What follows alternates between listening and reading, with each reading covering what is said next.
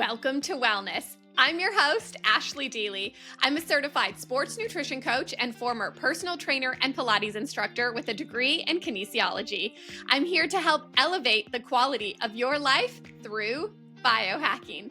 If you're listening on Spotify, Apple iTunes, YouTube, or anywhere else, leaving a review helps support this show, and your support means more than you know. Today, we are going to jump into a two-part series. So part one was my nighttime routine, and today will be my daytime routine. The reason I started my podcast is because some of my favorite podcast hosts and wellness influencers started to sell out. And for me, there was no source of truth until now. My aim is to remain true and give you full transparency when it comes to beauty products, food products, and any kind of devices so that you can have someone tell you the truth about what's going on in the wellness industry. Today, we're going to dive into my daytime routine, and I'm going to discuss a lot of things that have changed over the last 2 years. In today's episode, you're going to discover the greatest predictor in your long-term health. You're going to learn a free hack for longevity that has changed the way I live my life. It's something I didn't really take into consideration the past few years, but now that I know about it, it's a non-negotiable for me. You're also going to learn the best time as a cycling female to ask for a raise, go out on a date and be social, as well as when you need to honor some self-care and time at home. And lastly, I'm going to share one of the biggest hacks for improving brain health. Let's jump right into episode 101. I'm going to start with how I start every day, and that's dependent on my cycle. Some days I wake up at 5 a.m., other days it could be closer to 6:30 or 7. But the first thing I do upon waking is I silently say thank you 3 times. And this helps shift my mindset into gratitude rather than thinking of all the things I need to do for the day. The next thing that I do is take my temperature every morning. This is my form of non-hormonal birth control. I use an app called Natural Cycles. I can link to it in the show notes. The more you use the app, the smarter the algorithm becomes. I've been using Natural Cycles for 8 years. One of my missions is to get women off hormonal birth control. You can actually end up less attracted to your partner when you get off birth control, because birth control suppresses many of our natural tendencies, and one of them is suppressing pheromones that we find attractive in our partners. I will say I personally don't believe Natural Cycles is the best tool if you have irregular periods, PCOS, or you are further into your perimenopause journey, meaning the space between your periods is maybe 35 to 45 days. It can be a bit erratic. So that's where you would want to have UVA or Inito to help measure your hormones. Those are hormone female tests that you can take. I'll link to them in the show notes to give you a bit more insight. So the first thing I do when I get out of bed after I've said thank you and I've already taken my temperature for the day is scrape my tongue. This is an ancient Ayurvedic practice which can help improve digestion and get bacteria out of your mouth from the night before. Then I'll splash my face with water, wake myself up, pat my face dry, and then I'll use a nice light moisturizer to start my day. One of my non-negotiables, since I'm doing long distance with my husband, and even if I wasn't doing long distance, my non-negotiable is sunlight before screens.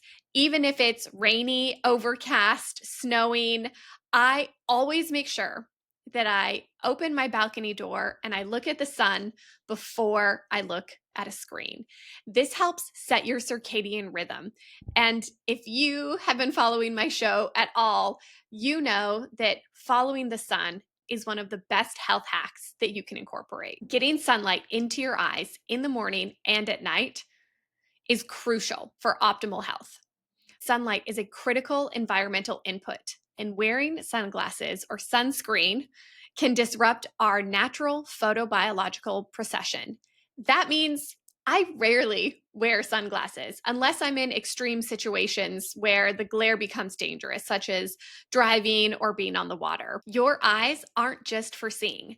Your eyes, along with your skin, are like solar panels for your mitochondria.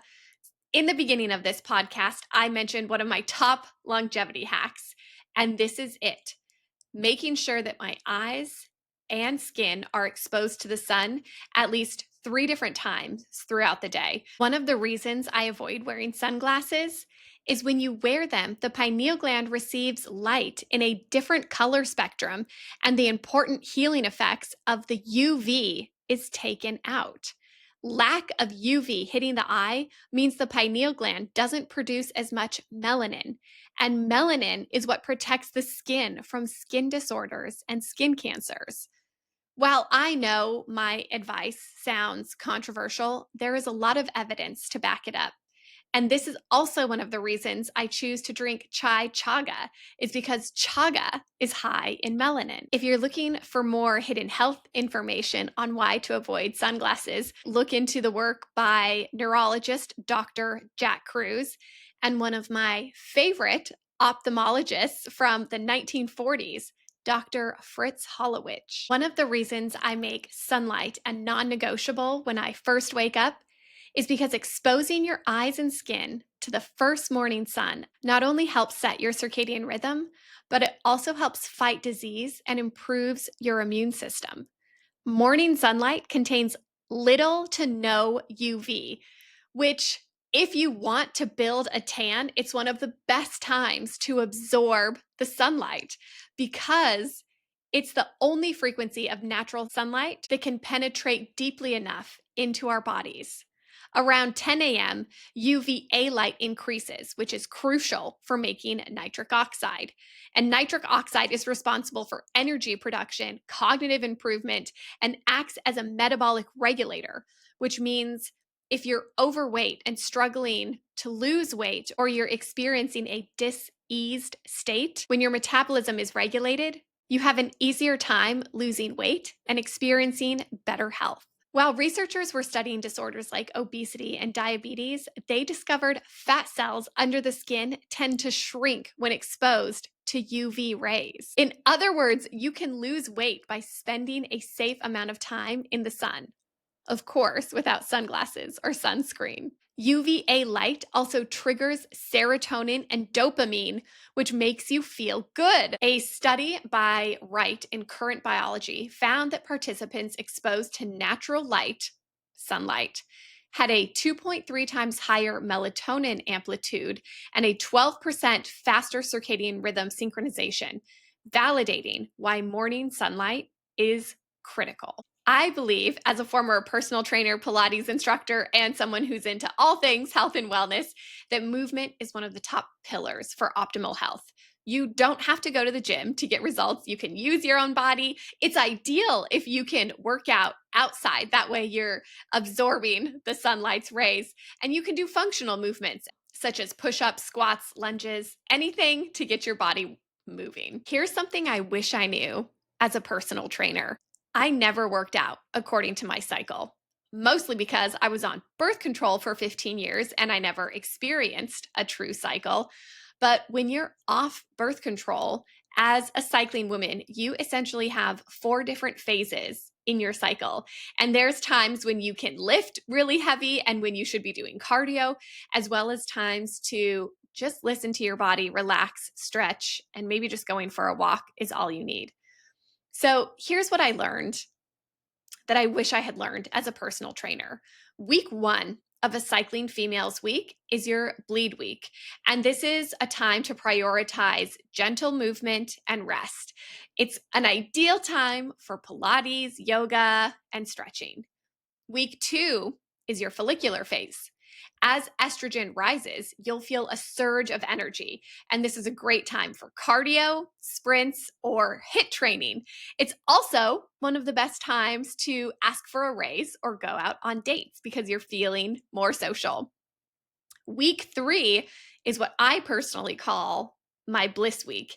And even though these are broken down by weeks, that's not how they occur in real life. So your bleed week could be 4 to 7 days. Your follicular phase could be anywhere from 6 to 10 days. And then your week 3 or your bliss week or your ovulation phase can sometimes last just 2 or 3 days.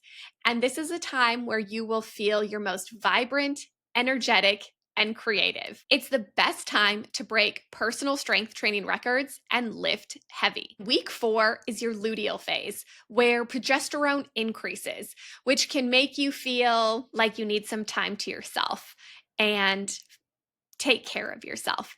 It can also make you feel a bit weepy. Lift light weights with a lot of repetitions.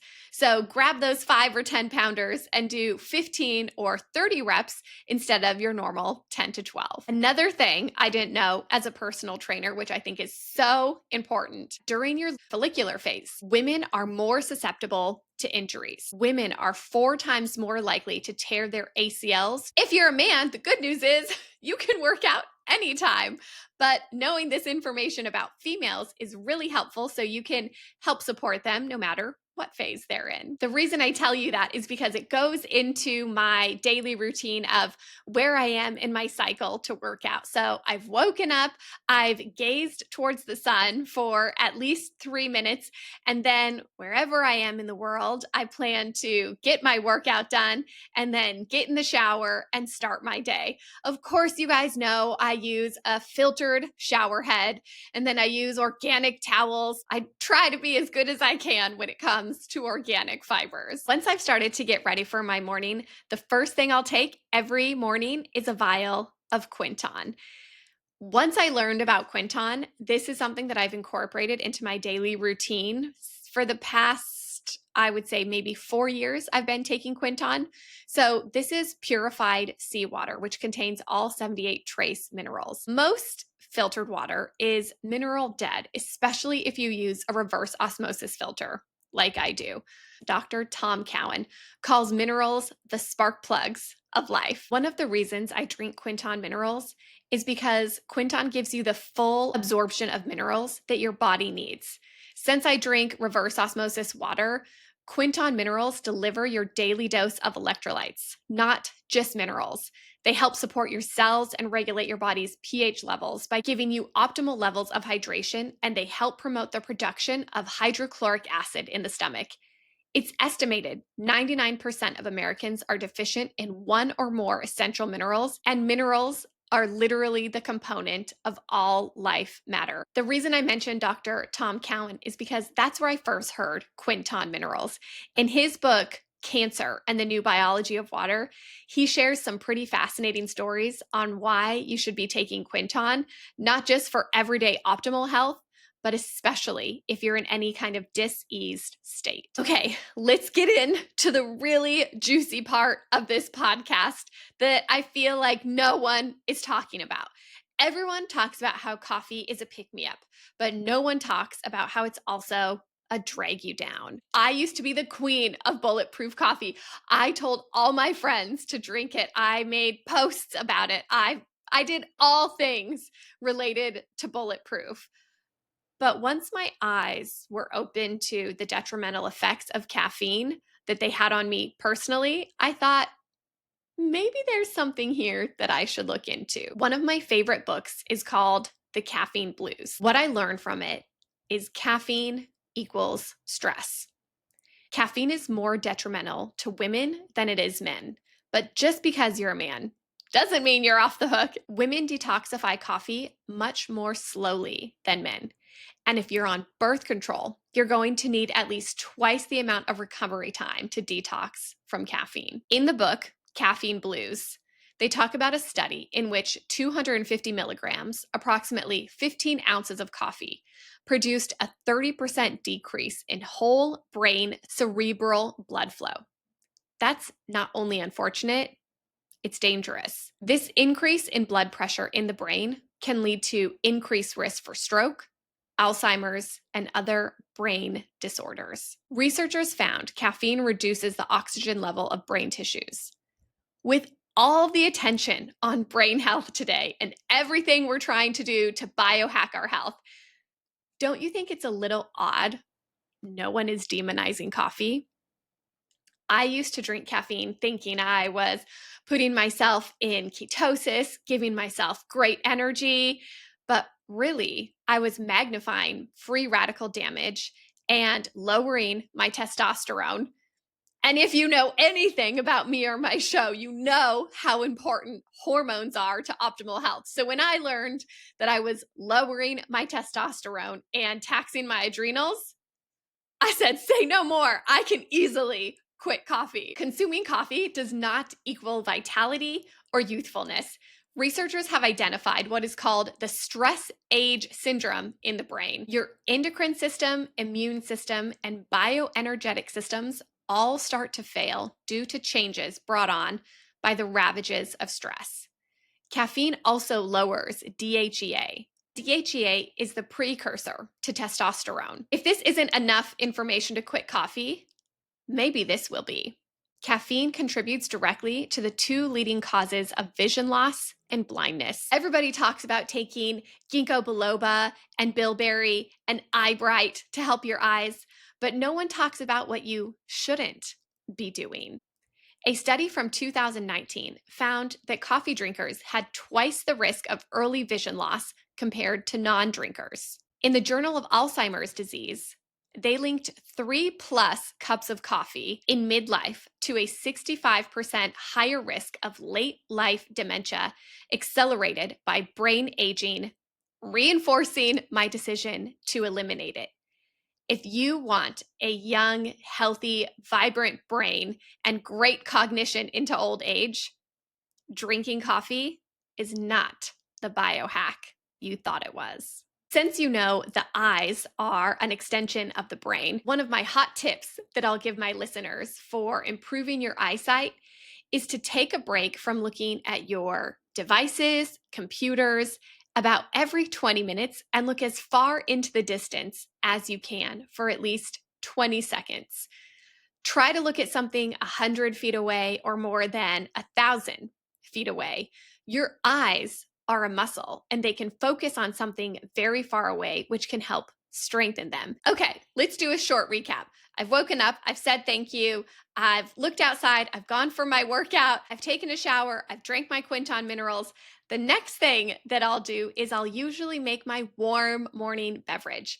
And that can be in the form of homemade bone broth, Chaga, which is one of my favorite companies, and Kamana. These are all good examples of warm beverages that don't have caffeine if you're really into that morning ritual of making something warm for yourself. Next thing that I'll do, speaking of hormones, is this is when I'll topically use my testosterone and estrogen.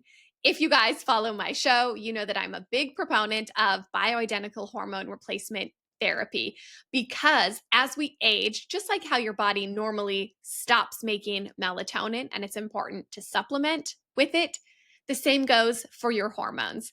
As your hormones start to deplete, it's time to supplement with them. This is where I'll use my bioidentical hormone replacement therapy in the form of testosterone topically. I know you can take it in patches, pills, and a few other ways, but the way that I use it right now is topically. I'm also looking into pellets after having Dr. Angela DeRosa on my show and learning that pellets are the gold standards. It's just really important you find someone who knows what they're doing because pellets are the most expensive treatment when it comes to bioidentical hormone replacement therapy. Unfortunately, a lot of physicians take a weekend course and then say, I know how to do pellets, but it's really important when you get pellets done that you have someone who's going to monitor and follow up with you so that you are on the right dosage. So now I'm going to get into the rest of my beauty routine, and my favorite body lotion is one that you guys can find anywhere. It's just tallow. Plain old tallow. I get it in a really big jar from Harmony Acres. It's an Amish farm. I get it shipped to me. They ship to all 50 states. I can put a link in the show notes. Sometimes if it's too thick, I'll mix it with a little bit of olive oil, but that's my really simple lotion that I use. If you're vegan, I suppose you could use macadamia nut oil, coconut oil, or just regular olive oil as your body lotion. One of the next things that I do, getting my face ready for the day, I brought it out with me. This is my Better Than Botox bee venom roller. I love this company. I think it's called Wild Apothecary Magic.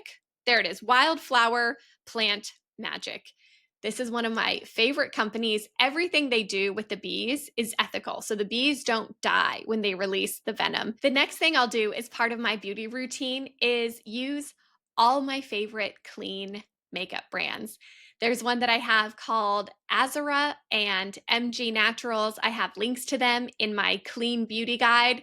I have a story for you. I never used to read labels on beauty products. Oh, I know it sounds so bad. I used to belong to that company, as I'm sure a lot of people did. It was a box delivery subscription service that every month new beauty products would show up at my door in the form of mascaras, blush, lipstick, powders, foundations, potions, lotions, you name it. I just used anything and everything that arrived in front of my door. I bought makeup from those big brand stores. It's, it can be overwhelming when you start your non-toxic journey or a journey into becoming more holistic or learning to read labels. And I feel like you think you know how to read, and then you realize that the word fragrance can actually have 300 different chemical agents behind it. I share that story because I didn't realize that creating a podcast would take me on a deep route of becoming even more aware of beauty products to read. This industry is highly unregulated and the laws haven't changed in years. This is why finding clean beauty products is so important to me. One of my favorite brands is Luxe Beauty. Another one is Honeybee Hippie. I have so many brands to recommend. And here's a really big secret. Oh my gosh, I can't believe I didn't say this in the very beginning. I've been talking for so long. Personally, I don't use and I haven't been able to recommend or truly find clean beauty products EWG verified. And you might be going, but wait, Ashley, I thought the EWG was the bee's knees. It's the best place to find beauty products. The bad news is the EWG, the Environmental Working Group, makes money the same way as any other three-letter organization. Companies have to pay a hefty fee to be EWG certified. That kind of breaks my heart because the companies that I promote are so small, they can't afford those hefty fees. Yet the companies that I promote store their products in glass or myron glass, which is even better. It acts as a natural preservative because it doesn't let the light in. They use wild harvested, hand-picked, organic ingredients to make beautiful products. I'm such a stickler for reading beauty labels that I should just get paid for it at this point. I'm known in my community for someone who can tell you whether a beauty product is clean or toxic just by reading it. It's come with a lot of practice. I actually I feel a little bit ashamed, but I actually used to sell Beauty Counter. I totally bought into their greenwashing marketing. I never even read a single ingredient. I just learned that it was better for your health. They had a never list and everything they promoted seemed right up my alley. And then I started reading the ingredients and thought, I'm never using Beauty Counter again. In one of their face masks, their charcoal face mask, they use aluminum. If you are a beauty company and you're not creating products that are safe enough to eat, because we know what ends up on our skin ends up in our bodies, if you're not producing clean beauty products as a beauty company, you are contributing to the problem.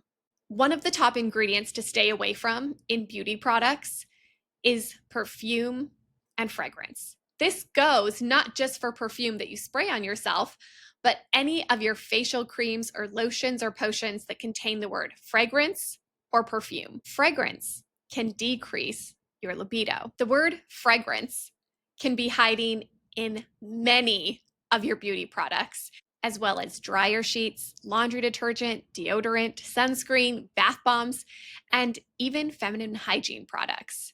About 4,000 chemicals are being used to scent products, but you won't find them listed anywhere on a label. Instead, look for the word fragrance or perfume. A single scent can contain anywhere from 50 to 300 different chemicals. This might sound silly, but my favorite perfume is my deodorant.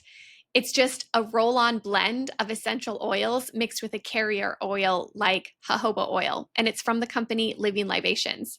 I honestly can't tell you how many times I've been told I smell good, and it's just my armpits. Another ingredient you'll never find on labels is phthalates. Phthalates are associated with obesity, diabetes, they're endocrine disruptors, they can cause respiratory problems, cardiovascular problems, and even cancer and neurological issues. Phthalates are often added to nail polish, perfumes, deodorants, hair gel, shampoos, soaps, hairsprays. Anything that you're putting on your body could potentially have phthalates. Phthalates are also hiding in plastic, such as PVC, polyvinyl chloride. Anything that is a soft, flexible plastic is full of phthalates. This is the key differentiator here: soft, flexible plastic. One of the key tips I'll give you if you have to drink out of plastic is turn the bottle over and look for the numbers 1, 2, 4, or 5, because there's a good chance you'll survive. While any other triangle number is one to be quite cautious and wary of, if you're drinking from a 1, 2, 4, or 5, that should be better for you than the other numbers. The most popular phthalate you've probably heard of is BPA and PCB, and they have been classified as endocrine disrupting chemicals which interfere with hormonal balance. Our hormones are essential for longevity. If you're not sure what ingredients contain phthalates, that's what my clean beauty guide is for. Not only will you find the companies that I approve of as well as disapprove of, there's also a list from A to Z of chemical names or ingredients to avoid when purchasing products. If there are phthalates in your beauty or food products, you don't want to consume them or use those products. While this may seem doom and gloom, I believe the more educated you are, the more powerful you will be when making purchasing decisions. This is why I started my podcast, because I saw some of my favorite people recommending products that I wouldn't touch. I'm going to share a story I've never shared before. One of my favorite podcasters recommended a beauty product that I immediately researched and found that it was quite subpar, had some nasty chemicals, and was also stored in plastic. And the worst thing about this information coming from this podcast host was that she is a hormone expert. Her whole podcast is about hormones, yet she was recommending a product that will literally drive your hormones down and cause endocrine disruption. I reached out to her and said, just so you know, this product that you're recommending has, I forget what the ingredients were. I said XYZ, whatever they were. And also it's stored in plastic. And since you're a hormone expert, I just thought I would share this information. As most people do, I think when they're getting paid to promote a product, she came back at me with a pretty defensive answer saying, didn't matter that it was in plastic. The rest of the ingredients were really good, besides the ones that I mentioned. And I share that story because it just goes to show if you pay someone enough, they will promote your product, regardless of the detriment that it might cause to other people. Another good example is I don't use DoTerra because it ruins the rainforest and kills and displaces orangutans. I'm not dogmatic when it comes to beauty. For instance, I was very against all PUFAs in beauty products.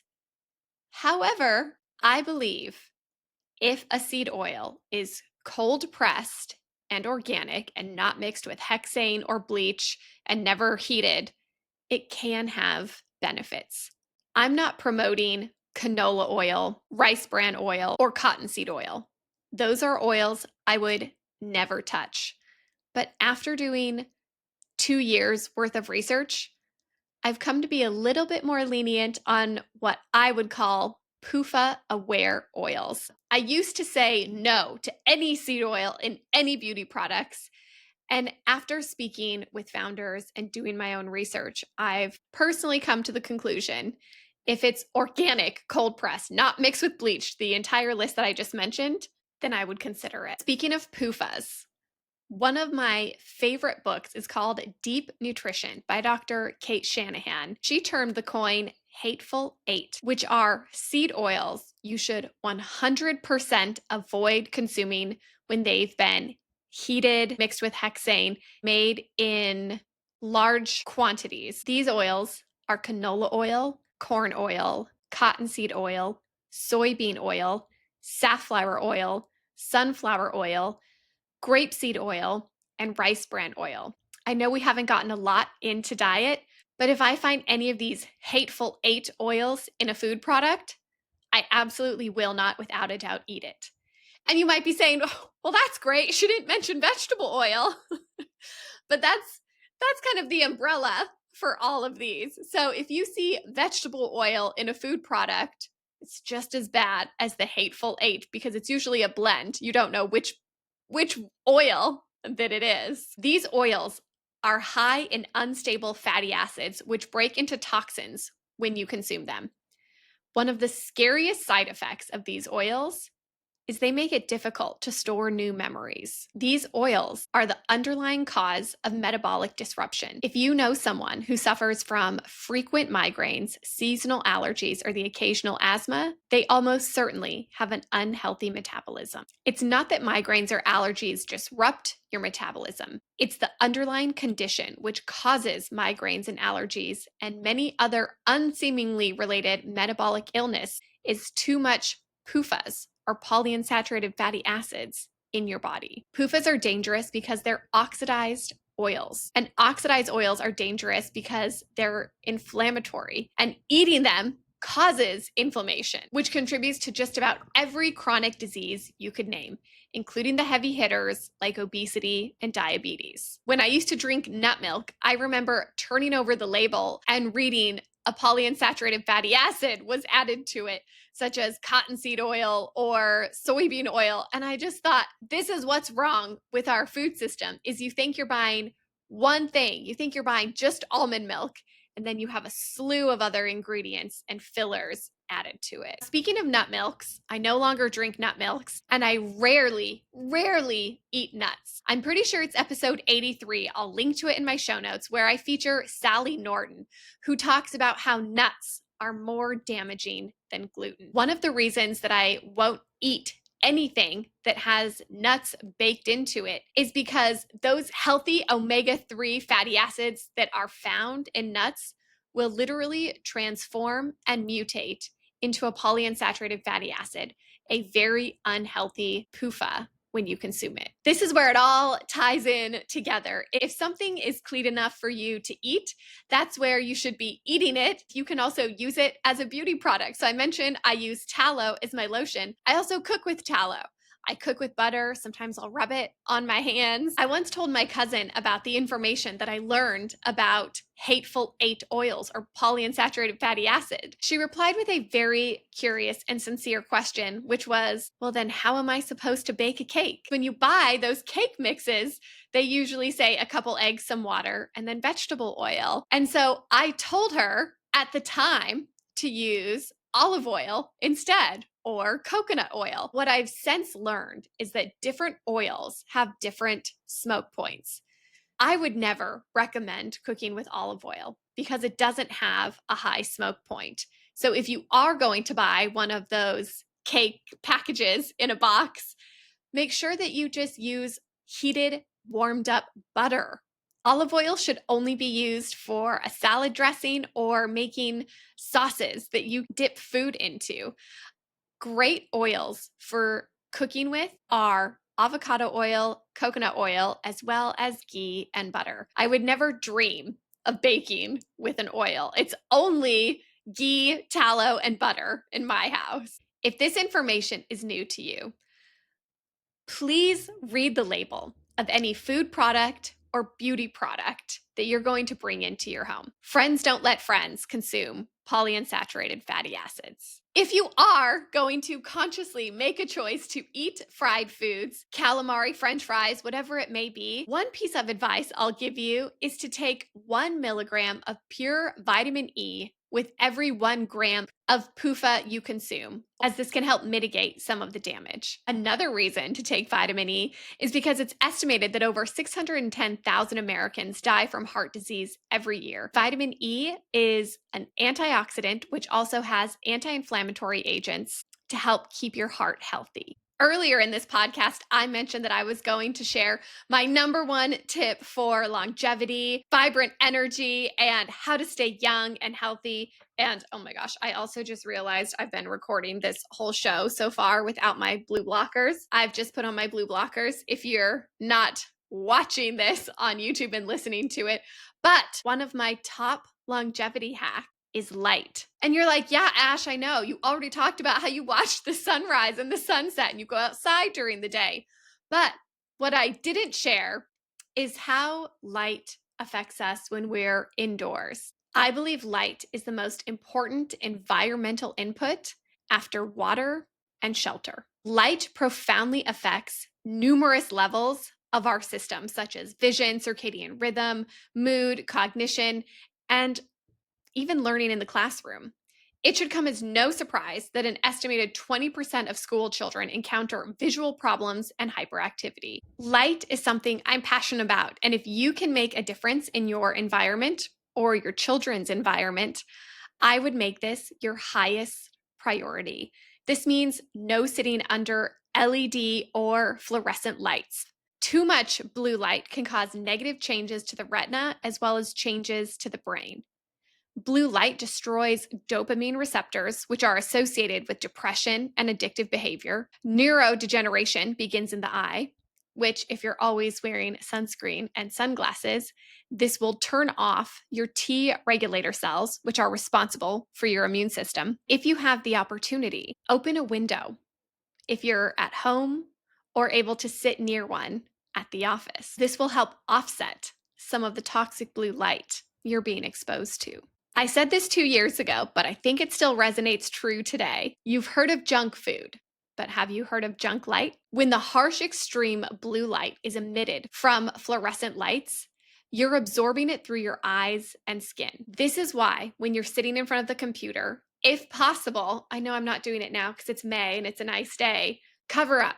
When you cover up, you're not absorbing as much of the toxic blue light. Something I also learned, which I feel like I should be doing now, is we've all learned by this point that red light can help boost thyroid production. If you think of it the other way around, can blue light destroy thyroid production? If you think about holding your phone or sitting in front of your computer, having that blue light constantly in front of you, it makes sense that the answer would probably be yes. This is why, for my day job, when I'm sitting in front of the computer, I'll quite often wear a scarf, even in the middle of summer, because knowing what I know now about blue light, I want to help keep my thyroid functioning optimally. If you work outside, you don't have to worry about blue blockers, although you shouldn't be wearing sunglasses, in my opinion. But if you are working inside or in front of a computer, I think it's essential to wear your blue blockers. I talked about these on my last episode. These are my VivaRays. They're my favorite blue blockers I've ever owned.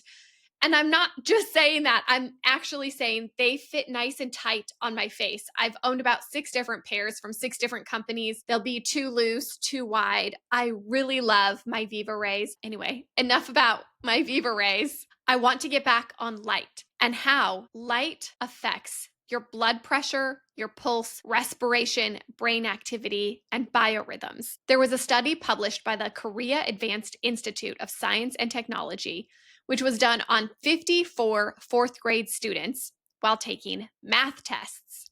One classroom was equipped with a variation of LED lights, which could be tuned from a temperature of 3,500 Kelvin to 6,500 Kelvin. 6,500 Kelvin emits a bluish white tint, which mimics natural daylight. The other classroom had standard fluorescent lighting and served as the control group. Researchers found students were more alert and scored higher on their test when they were in a classroom with 6,500 Kelvin lighting. If your child isn't performing well, it might be time to consider the lighting instead of a pharmaceutical. One of the things I do to help keep my eyes and therefore brain young is limit my blue light exposure. That's why on my phone, I have a filter setting where my phone is consistently orange. I also have a screen protector from OcuShield, which is orange. People ask me all the time what's wrong with my phone, and I just say I'm blocking the toxic blue light. You probably know by now, because of this biohacking podcast, that I am very EMF conscious and aware. EMFs are electromagnetic fields. Anything that's plugged into a wall is usually emitting some sort of EMFs. This is why I recommend never using your phone when it's plugged in. If you can, consistently unplug devices around you while you're using them. The computer that I'm recording on right now isn't plugged into the charger, but later when I'm not using it, I'll plug it in. I'll never forget the look on the administrator's face when I started a new job about 5 years ago. She asked what kind of mouse and keyboard I wanted. I could choose from a few, and my options were all wireless. And I said, could I make a request of a hardwired keyboard and a hardwired mouse? And she looked at me like I had a third eye. People love the convenience of their devices and using Bluetooth. But Bluetooth is something I cannot and will not get behind. I know my hair is down, but I always have my headphones plugged in, even when I'm at the gym. The reason I don't use Bluetooth is because Bluetooth violently vibrates the water in your cells.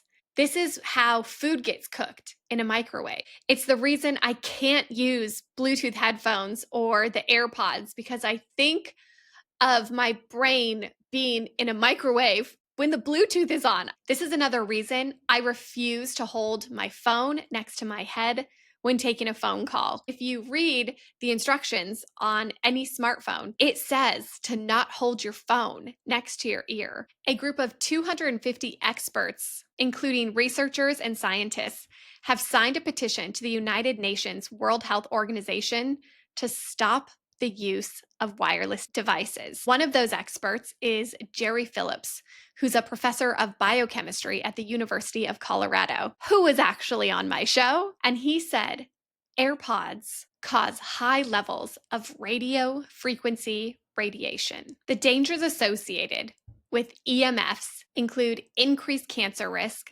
cellular stress, genetic damage, structural and functional changes of the reproductive system, aka fertility problems, learning and memory deficits, neurological disorders, and negative impacts on well-being. If you really want to geek out on Bluetooth and EMFs, research Murray versus Motorola. The case outlines how EMFs from cell phones are considered harmful due to causing brain tumors. Okay, moving on. What if I told you there was a way to get deep restorative sleep from a 20-minute meditation session? Well, it's the truth, and you can, and it's called New Calm. New Calm is an app that I use almost every day. I should probably use it every day. But the New Calm is an amazing piece of technology that I've been following for 7 years. Since 98% of all disease is created by stress, one of the best ways you can manage it is with the New Calm and by quitting coffee. The New Calm is FDA cleared for the treatment of insomnia, anxiety, of depression. Whoa! Whoa! Can I say that again? The New Calm is FDA cleared for the treatment of insomnia, anxiety, and depression. If you know anybody suffering from these 3 diseased states, I would highly recommend that you get on to a free trial of New Calm immediately. I plug my big headphones into my phone when I get ready for a new calm session. I put an eye mask over my eyes, and then I place a sticker which contains a non-linear oscillating algorithm on my wrist and let the magic begin. How the new calm works is extremely sophisticated and unlike any sound you've ever heard because they don't focus on sound, but rather the isochronic tunes which hit your eardrum. The best thing I can think of comparing it to is something like binaural beats. But New Calm isn't binaural beats. A typical song on Spotify can vary between 5 to 7 megabytes of binaural beats. But the New Calm offers a sophisticated system of sounds, which offers up to 789 megabytes. It's one of my favorite pieces of technology that I use for jet lag, to feel better, to feel focused. They have so many different tracks of what you're wanting to achieve in a new calm session. And not all of the sessions have to be done with an eye mask lying down. You can also use their performance or flow states, which when you plug in and start working, you can feel like you're getting a lot done. If you're recovering from an injury or illness or preparing for a stressful event, New Calm is a game changer. I could talk about New Calm all day. It's not just another wellness product. It's a pioneer and leader in the field of neuroscience and brain health with over 3 decades of dedicated research and innovation. Okay, so I know I'm talking about my daytime routine. So I've talked about waking up, looking at the sunlight, drinking Quinton, having a great workout, getting ready with non-toxic beauty products, working throughout the day with my blue blockers on. And also, one thing I forgot to mention is to not have a triangle of devices around you if you can help it when you're working from home or working in the office. Don't have your phone on the right side of your body and a Bluetooth printer to the left side of your body, and maybe, I don't know, something else behind you. One of the most important things I forgot to mention as well. Oh my goodness, I can't believe I forgot to mention it. And so many people make this mistake. I made this mistake. When you're working from home or the office, you want to look towards a window. This lets your circadian rhythm stay in sync when you're exposed to the elements coming through the window. I used to face my desk to the side and the window was to the right, and I would never look towards the window. But it also goes with what I mentioned earlier about how you can strengthen your eyes is by taking a break and looking out the window as far as your eyes can see. Another thing I do while I'm at work to help promote longevity. Oh, I know I'm taking my blue blockers off, but I had Dr. Sam Byrne and Jonathan Goldman on my show. Both of them, independent from knowing each other, talked about how to give your eyes a break and create nitric oxide. If you're listening to this podcast and not watching, one of the things they both mentioned was palming, which is putting your palms over your eyes to make sure there's no light coming in, and then humming to create nitric oxide. That's one of the things that I like to do while I'm at work to give my eyes a break. I would be remiss if I didn't talk about the things I don't do to achieve optimal health. One of the things that I'll mention, since I work at home and a lot of us spend our times at home, is I never use air fresheners, conventional candles, or trash bags that have a scent to them or anything scented for that case, or my cleaning products, they would never be scented. But I want to go back to the air fresheners and candles because they're full of toxic chemicals and phthalates, which we already spoke about phthalates being endocrine disruptors, which can also have negative side effects, such as inducing headaches, brain fog, and pose a threat of inducing asthma. Common household air fresheners have been shown to emit chemicals which could cause developmental and reproductive problems, especially for infants.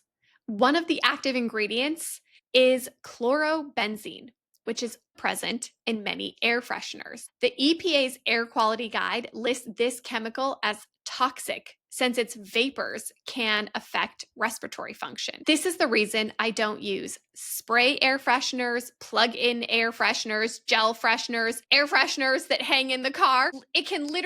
I've literally said this to my Uber driver before, that it can cause man boobs when you have air fresheners. They're endocrine disruptors. If you really want a clean smelling house, why not use homemade cleaning products with essential oils? That's what I use. I have a glass spray bottle, which I fill up with half distilled water and half white vinegar. I'll pour in some drops of oregano, which has antibacterial properties, as well as some peppermint to make it smell nice. You can also keep plants in your home to help freshen the air. My favorite are spider plants, aloe vera, devil's ivy. If you have mold in your home, you should definitely buy an English ivy plant. Just make sure you're buying organic plants, because if you're buying them from a big box store, there's a really good chance they've been sprayed with pesticides. The reason I don't buy conventional or big name brand candles is because when you burn a candle, you release hydrocarbons, chemical compounds consisting of hydrogen and carbon, into the air. In particular, you're usually burning toluene and benzene. Toluene is used in paint thinners and adhesives. It can irritate your eyes, nose, throat, and skin, cause headaches, dizziness, confusion, and anxiety. And benzene is a gas emitted by forest fires, volcanoes, and burning coal. You get all of these things in your home when you burn conventional candles. And benzene is a carcinogen, which has been found to increase the risk of leukemia and other blood cancers. Oh my goodness. If this hasn't prompted you to not want to buy air fresheners or toss them out, I genuinely don't know what will. If you really want to burn candles because you like the glow, the smell, the look and feel of them, consider burning beeswax candles. Not just any beeswax. Try to make sure it's local and not imported, and that the wick is organic. My favorite company, and this is not an ad, is called the Beeswax Co. You can find them at beeswaxco.com. They're my favorite because they use one ingredient and one ingredient only: local beeswax from America. Beeswax, when you burn it, produces negative ions, which helps neutralize airborne pollutants. And breathing it in doesn't have the same effect as breathing in the toluene and benzene in those toxic big name brand chemicals. What I've found is burning beeswax lasts longer than typical candles. Speaking of things that smell good, all my cleaning products are as natural as possible, including hand soaps, detergents. Everything in my house is clean as can be, which means what we've already spoken about earlier is avoiding synthetic fragrances. That's one of the reasons that I don't buy liquid laundry detergent. One of the reasons they're so expensive to buy is because they're so expensive to ship. The worst part about using commercial laundry detergent is the offensive, hormone-disrupting synthetic fragrances. This isn't only my personal story, but I've heard this story dozens of times from people who have gone to a hotel or an Airbnb and they couldn't sleep because the sheets smelled so much of a strong synthetic fragrance, which your liver has to process and can break down and cause you to have all kinds of negative symptoms, which I mentioned earlier. Okay, let's take a little break here because I've given you a lot of information. This is your time to take one deep breath, roll your shoulders up and back, maybe put your arms overhead, have a nice break, move that blood flow around. The part that I'm going to get to isn't something I do every day, but at the very least, I try to do it once a week. And the reason for that is what I'm going to tell you can lower your ESR. If you're a bit nerdy, you know that ESR stands for erythrocyte sedimentation rate. It's a blood test that measures how quickly red blood cells settle in a test tube, directly indicating inflammation. The revolutionary thing I'm talking about that can lower your ESR, make you feel less stressed, and have a profound positive impact on your body is called earthing. Ooh, I know you thought maybe I was going to bring in some fancy device or talk about some incredible new technology. Nope, it's just earthing. I wish I could make time to stand on the earth every day.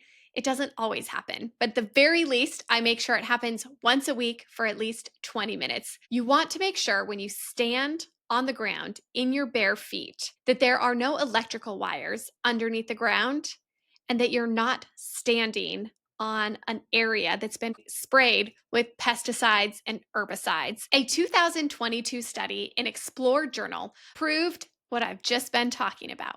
Earthing lowers cortisol by 35%, increases heart rate variability, and speeds wound healing by 200%.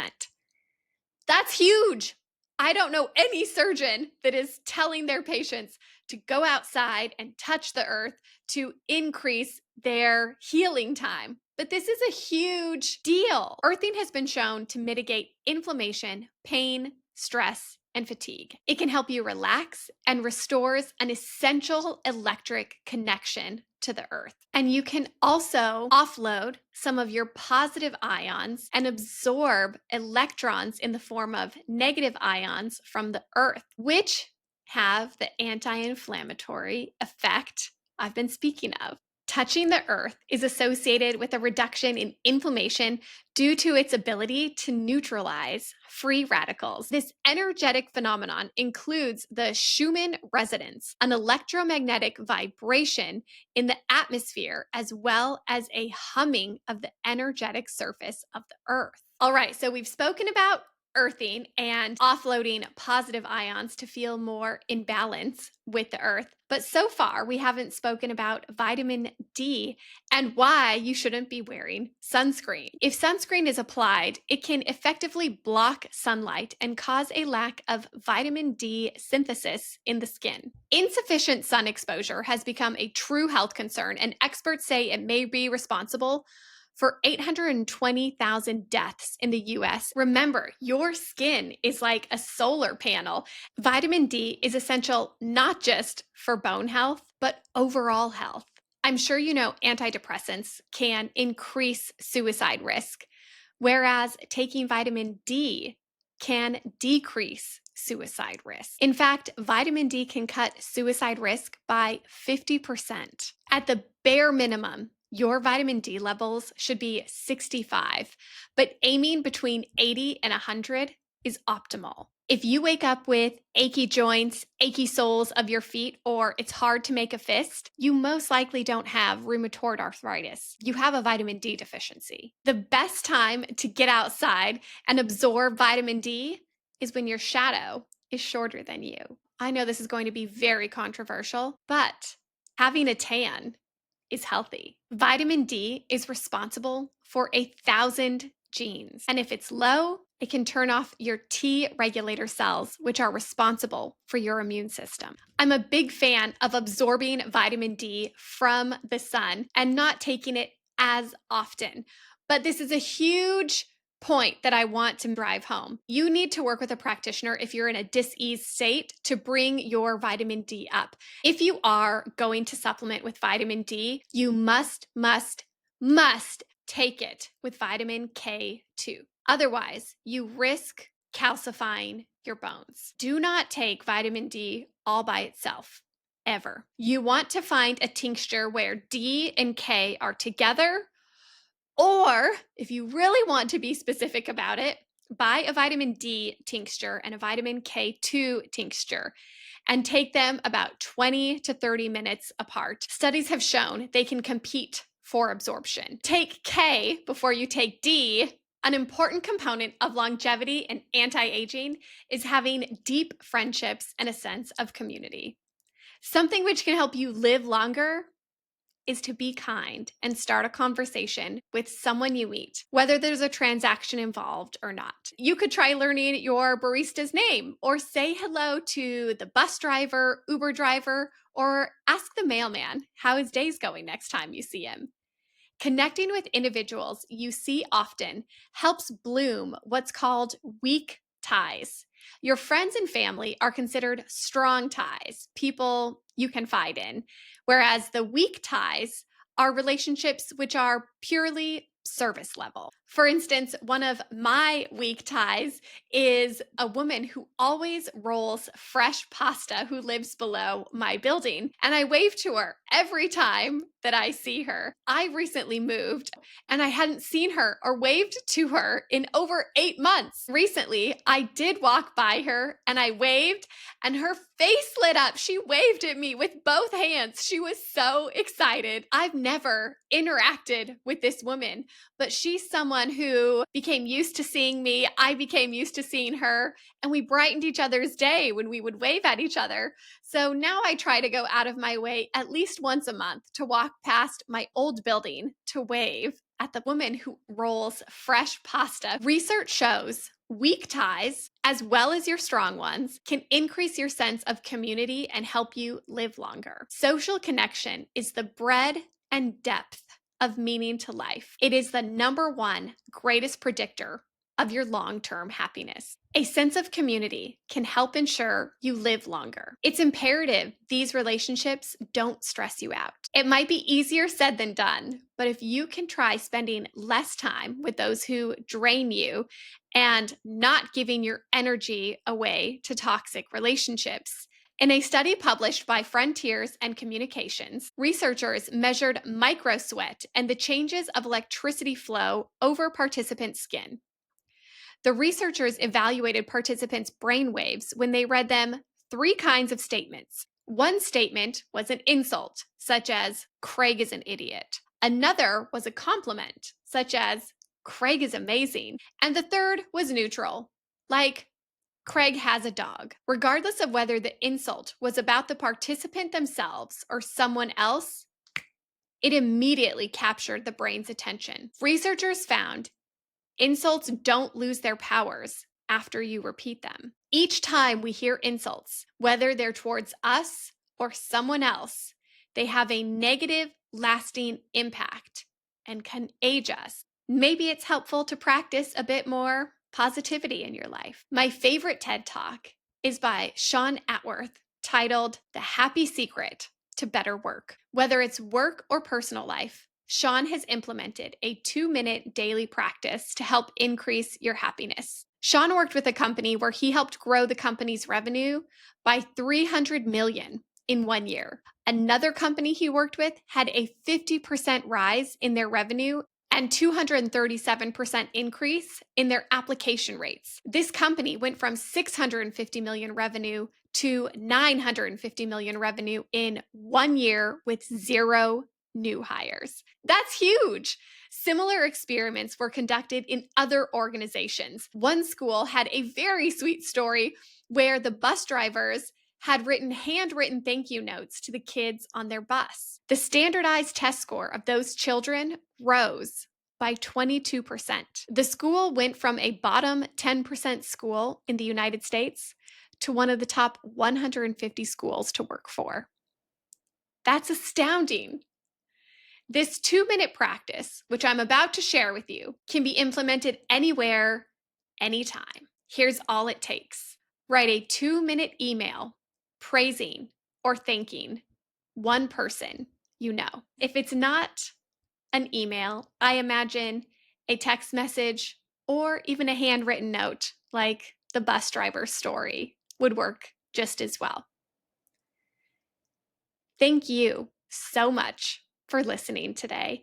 I genuinely appreciate that you tuned in for this entire episode. I know it's a revamped version of episode number 2, which is a lot longer than it originally was planning on being because so much has changed in the last 2 years. I genuinely appreciate you being here with me. And as always, if you want to send me a quick shout out on Instagram or leaving a review, it would make my day. Thank you. This podcast is a labor of love, and I'm dedicated to providing free content for years to come. If an episode has brought you joy, clarity, or valuable insights, Your support means so much to me. A quick shout out on Instagram or sharing this podcast with a friend can make a big difference. If you're listening on Spotify or Apple Podcasts, a great way to help support the show, or even on YouTube, is by leaving a review. You can also help support my work by using any of the affiliate links that I leave in my detailed show notes, or visit my website, ashleydaily.com. I'm most active on Instagram if you're looking for me, so you can find me at Ashley_Daily. Thank you for helping me keep this podcast alive. This podcast is presented for educational and exploratory purposes only. Published content is not intended to be used for diagnosing or treating any illnesses, disease, or disorders. Those responsible for this show disclaim any responsibility for any possible adverse effects from the use of this information presented by myself or my guests. Please consult with your healthcare provider before using any products or services referenced in this podcast. This podcast may contain paid endorsements for products or services. Any third-party materials or content of any third-party site referenced on this show do not necessarily reflect the opinions or standards of the policy of my guests. This podcast and my website, ashleydaily.com, represent the opinions of myself. The content discussed on the show should not and does not replace medical advice. The content here is for informational purposes only. Episodes on Welcome to Wellness may at times cover sensitive topics, including but not limited to depression, suicide, COVID-19, vaccines, events related to the pandemic, 5G, big pharma, nootropics, circumcision, psychedelics, hormones, the Women's Health Initiative, the use of plant medicine, abortion, geoengineering, terrorism, gender, AI, and sex, drugs, and rock and roll. You are advised to refrain from listening to this podcast if you are likely to be offended or adversely impacted by any of these topics. However, if these topics interest you, you just may have found your tribe. The information or opinions expressed on the Welcome to Wellness show are solely the views of the individuals involved and by no means represent absolute facts, opinions, or expressed by the host, and guests can change at any time. The views of my guests are solely their views, and the Welcome to Wellness show does not accept responsibility for them, and any action you take on the information contained within this show is strictly at your own risk. The Welcome to Wellness host, Ashley Daily, will not be liable for any losses or damages in connections with the use of this podcast. You should take all necessary steps to ascertain the information you receive from this podcast is correct and has been verified. None of the guests or the contributors on the Welcome to Wellness podcast will be responsible for your use of the information contained therewithin. Under no circumstances will the Welcome to Wellness show or my affiliate partners, suppliers, licenses, or guests appearing on the show be liable for any direct or indirect consequential damages arising from your inability to access this podcast. All intellectual property rights belong to me, Ashley Daily, and are included but not limited to the copyright and any other rights in the design. You are permitted to the Welcome to Wellness podcast for personal use, but not for commercial use without license. You may not make recordings of or otherwise copy this podcast. If you breach these terms, you lose the right to access the Welcome to Wellness podcast, and you must destroy or return any copies of the recordings you've made. Guests on the Welcome to Wellness podcast may at times provide information on or read extracts from third-party copyrighted work. The Welcome to Wellness podcast does not provide any medical or professional advice within these episodes. If you take any action or inaction as a result from the content you consume from within the Welcome to Wellness podcast, this is based solely on your decision, and the Welcome to Wellness podcast and Ashley Daily and my guests cannot be held responsible or liable for any of the consequences on such action or inaction. Thank you.